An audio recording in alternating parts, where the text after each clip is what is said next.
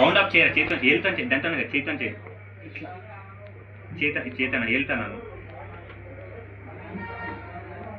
అక్కడ మధ్యలో మాత్రమే నువ్వు యూజ్ చేయాలి, వేరే తన యూజ్ చేయొద్దు, సరేనా? ఓకే, నేను ఎప్పుడైతే ఏళ్ళు చెప్తానో అప్పుడు మాత్రమే నువ్వు దాన్ని క్లిక్ చేయాలి.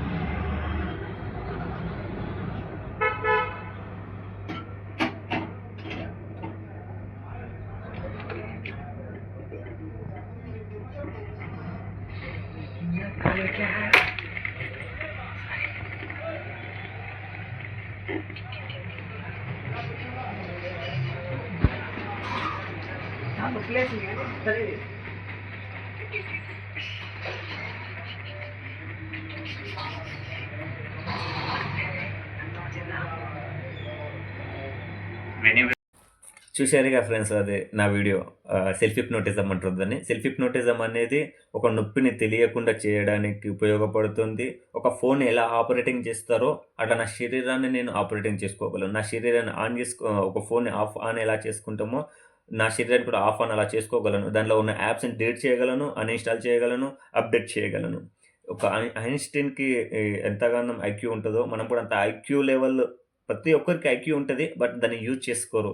ఇప్పుడు జస్ట్ ఐక్యూ ఒక 20 ఉందనుకో, దాన్ని ఒక 5% మాత్రమే యూజ్ చేసుకుంటారు. మనలో ఉన్న పొరపాట్లు అది.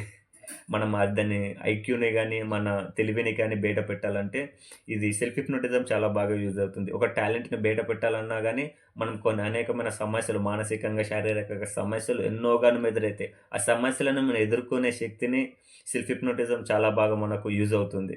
Just you try. నేను ట్రై చేసినా నాకు సాధ్యమైంది. మీరు చూడండి, ఈ వీడియో చూశారు కదా, మీకు కూడా తెలుస్తుంది.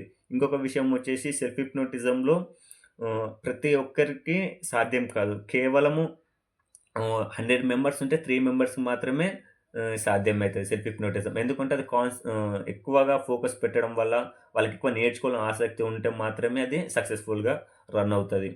ఒకవేళ మీకు నేర్చుకోవాలని ఉంటే నా కాంటాక్ట్ నెంబర్ ఇస్తా, మీరు కాంటాక్ట్ కావచ్చు. ఆల్వేస్ నేను నేర్పించడానికి సిద్ధంగా ఉన్నా. Thank you.